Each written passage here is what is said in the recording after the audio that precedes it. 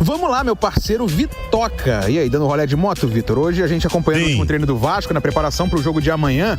Jogo importante contra o Corinthians e com novidades na equipe do Vasco para esse compromisso. A gente vem acompanhando desde semana passada, desde a chegada do Ramon Dias, ele tentando, por exemplo, montar um time, colocar um time com 3 zagueiros. Acabou que na estreia contra o Atlético Paranaense, isso não rolou. O Medel foi ali o terceiro homem, mas como um líbero, e deve jogar amanhã também, tá? Vou explicar a situação do Medel já.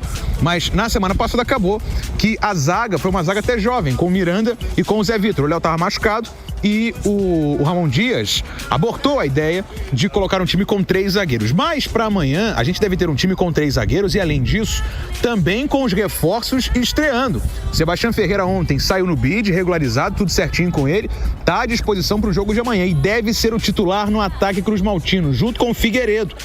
Teremos, então, pelo menos no papel, 2 centroavantes, 2 jogadores de frente. É claro que o Figueiredo faz também a função de lado, mas o Sebastião Ferreira é um centroavante de ofício.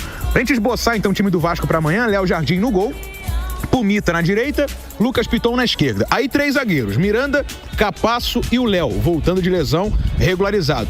No meio de campo, Medel, junto com o Jair, e o Bruno Praxedes também deve ser titular amanhã. E aí na frente, Figueiredo e Sebastião Ferreira. Essas são as possíveis mudanças e esse é o provável Vasco para enfrentar amanhã a equipe do Corinthians em Itaquera. Lembrando, Vasco lanterna, 9 pontos ganhos em 15 jogos. O Vasco tem um jogo a menos, aquele jogo contra o Coelho, contra o América Mineiro, que foi adiado lá para outubro, deve ser apenas quando a gente tem uma folguinha aí na tabela de classificação, e o Vasco é o lanterna. Então a vitória amanhã é importante contra o Corinthians e vai ser fora de casa, né? Então o Ramon Dias vai ter mais esse desafio comandando aí a equipe Cruz Maltina. Então essas as informações da manhã, a gente terminando de acompanhar a preparação do Vasco, a viagem hoje já para São Paulo e amanhã 6h30 em Itaquera, Corinthians e Vasco, e com essas possibilidades já das entradas dos reforços como titulares, principalmente o Praxedes no meio de campo e lá na frente o Sebastião Ferreira.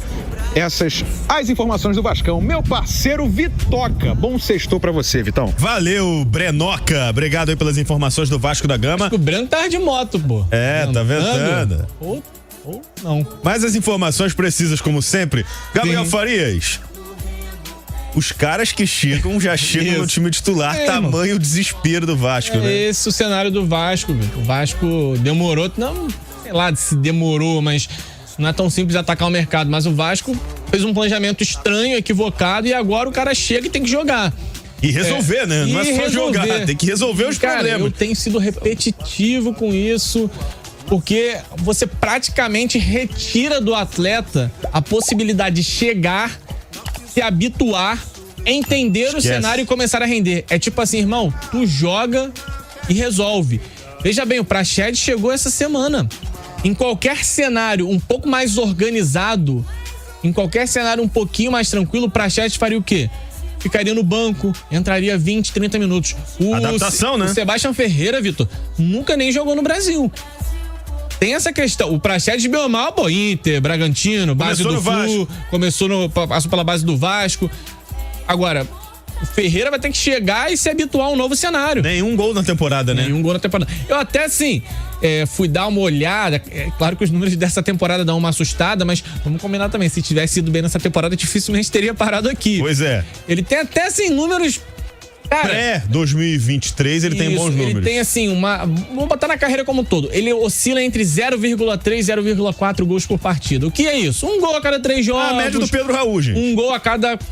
forçando a barra 4. Em algum momento da carreira ele chegou a meter um gol a cada 2 jogos. Vitor, se ele meter um gol a cada 3 jogos, ele vai ajudar muito o Vasco.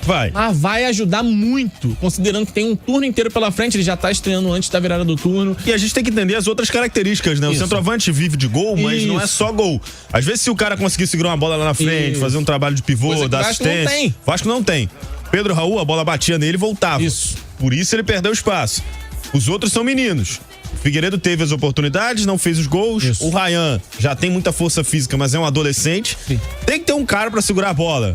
Na hora de bater um tiro de meta mais longo, se ele for capaz de fazer isso, ele vai ajudar bastante também, que ele vai desafogar um pouquinho Gabriel Peck, Orediano, que estão muito pressionados, né? Que precisam carregar, arrastar muito a bola. E, cara, em relação ao Praxedes, como é bom ver o Vasco ser escalado com meia, né, na equipe. Pô, cara, Eu queria entender o que acontece com o Alex Teixeira, cara. O Alex, acho que... E ele era esse cara, em tese, né? Jogou vários nada, nem pelo lado, nem por dentro, nem como falso 9.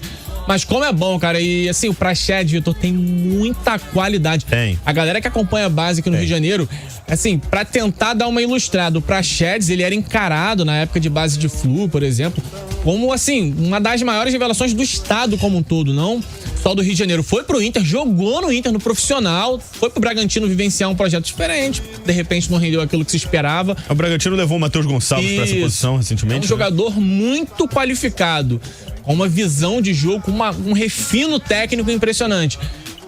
Condicionando aquilo que a gente falou, né? Tem que ver a questão da pressão e tal, mas conseguindo render tem muita qualidade técnica. O Carlão fala aqui no YouTube, o Vasco é gigante, o fato desses jogadores contratados aceitarem o desafio de tirar o Vasco dessa situação merece um apoio e reconhecimento da torcida. Vamos lá, rumo à reabilitação, ainda acredito. Eu acho que a chegada desses reforços, somada à boa atuação do Vasco contra o Atlético Paranaense, fez a galera começar a acreditar um pouco mais. Treinador novo também, né? Gerando mudanças. E parece que agora o Vasco tem um cara com novas ideias, né? Sim. Porque o William Batista como interino, basicamente foi uma continuidade do que já era o trabalho do Barbieri.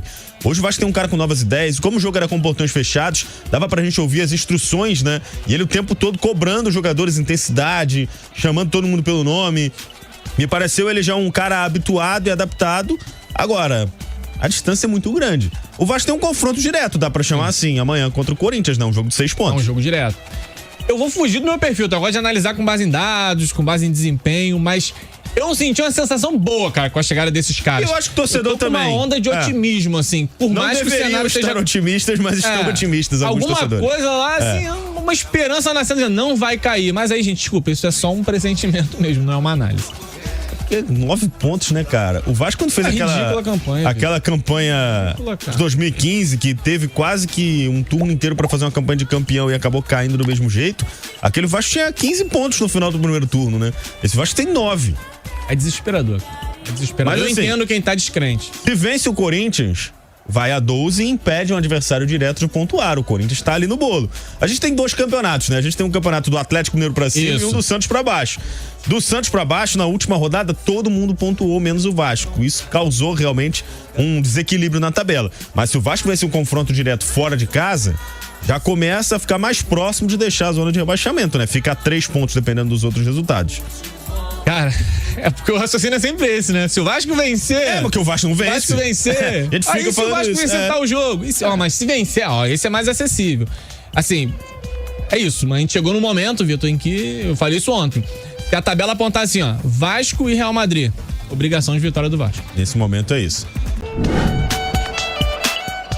Vamos lá, Vitor. A gente hoje acompanhando a preparação do Vasco para o jogo de amanhã. O Vasco já nessa sexta-feira embarcando para São Paulo. Amanhã, 6h30, Corinthians e Vasco em Itaquera. Esse jogo decisivo para que o Vasco comece um período de reação. A necessidade urge, né, para o Vasco sair dessa zona de rebaixamento. E é claro, para isso tem que começar a vencer no campeonato. Até aqui são 2 vitórias em 15 jogos disputados. Lembrando que o Vasco tem aquele jogo a menos contra o América Mineiro. Para amanhã, o técnico Ramon Dias deve fazer muitas mudanças na equipe.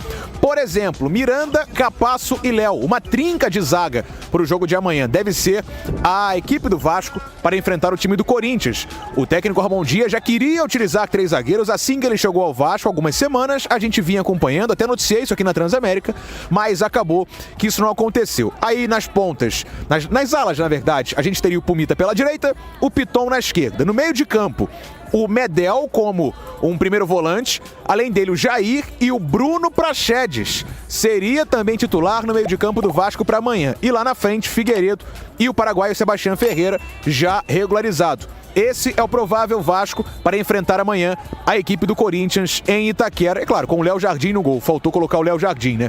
Informação de agora de tarde, o Jefferson foi anunciado pelo Vasco, lateral esquerdo. Estava também nesse processo final aí de assinatura de contrato, antes do anúncio. E agora é mais um reforço para o Vasco nessa janela. O Vasco que segue trabalhando na janela. A gente falou até do interesse no zagueiro Robert Rojas, que também está já com uma negociação avançada. O Vasco querendo mais um zagueiro para esse elenco. Até aqui já foram 7 reforços nessa janela do meio do ano. Esse então é o Vasco, que chega para amanhã com mudanças em potencial do Ramon Dias para enfrentar a equipe do Corinthians em Itaquera e começar a sair do Z4. Para isso, a vitória de amanhã é fundamental. Então a gente repassa o provável Vasco, tem o Léo Jardim no gol, Pumita Rodrigues, aí uma trinca de zaga com o Miranda, Capasso e o Léo e o Lucas Piton na esquerda. No meio de campo, Medel, Jair e o Bruno Prachedes. Lá na frente uma dupla com o Figueiredo e com o Sebastião Ferreira. Esse é o Vascão. Será, meu parceiro Vitoca, que amanhã começa a reação do Vasco? Eu tô empolgado, eu vou narrar esse jogo aqui na Transamérica. Tô querendo narrar a vitória do Vascão, será? Vamos acompanhar amanhã, né, Vitão? É verdade, já passou da hora, né, do Vasco voltar a vencer no Campeonato Brasileiro. É um confronto direto, por mais que o Corinthians seja semifinalista da Copa do Brasil, é um time que ainda corre risco de rebaixamento, né, então é um confronto direto, o Vasco precisa vencer. Você gosta desse esquema de 3 zagueiros, com o Léo fazendo um zagueiro pela esquerda e o Medel ali de pitbull protegendo o sistema defensivo? Eu acho interessante, partindo até do princípio de que Léo e Medel são jogadores com certa qualidade com a bola no pé, né, conseguem qualificar a saída e aí você, em tese, dá uma povoada maior no sistema defensivo, ganha o cara da sobra. A gente tá falando de um Vasco que vive um momento complicado. E quando você vive um momento complicado, né, a regra básica é você ajustar o sistema defensivo. Você não sofrendo gols, já dá um passo grande para vencer o jogo. Então me agrada. Eu acho que o Vasco com o Ramon Dias no primeiro momento já funcionou bem, né, e quero acreditar numa tendência de evolução, ainda mais falando desse sistema defensivo com a volta do Léo. E nessa draga toda do Vasco é um cara que conseguiu desempenhar um bom futebol. Até teve uma queda de produção natural, mas é um zagueiro um pouco mais confiável. Ficou exposto, é isso também. Um cara só não vai conseguir resolver o problema de toda uma equipe. Reforçando até o que eu falei no Papo 1, eu tô confiante numa reação pela postura que eu vi contra o Atlético Paranaense. Eu sei que todo adversário parece mais forte do que o Vasco, e a tabela comprova isso. Os 19 times do campeonato que rivalizam com o Vasco estão à frente da equipe Cruz-Maltina. Mas eu imagino que esse Corinthians também não é um time tão confiável. De repente o Vasco pode conseguir surpreender. Amanhã, 6h30, lembrando o jogo com portões fechados, né? Por conta de cânticos homofóbicos por parte da torcida do Corinthians no jogo contra o São Paulo. O Corinthians foi punido. A torcida não vai poder comparecer amanhã. Jogo com portões fechados. O Vasco já tá até se acostumando a jogar com portões fechados. Porque ele joga como mandante sem torcida. Hoje como visitante sem torcida, amanhã no caso. E depois ainda tem o jogo contra o Santos também, né? Que vai ser realizado com portões fechados. De repente, cara, pode ser até melhor pro Ramon Dias, né? Passar as instruções, tá conhecendo o elenco, um jogo com portões fechados como visitante. Reduz a pressão, a temperatura. O Corinthians é um dos melhores mandantes do Brasil, né? Então o Vasco, entre aspas, deu sorte de poder jogar essa partida sem torcida.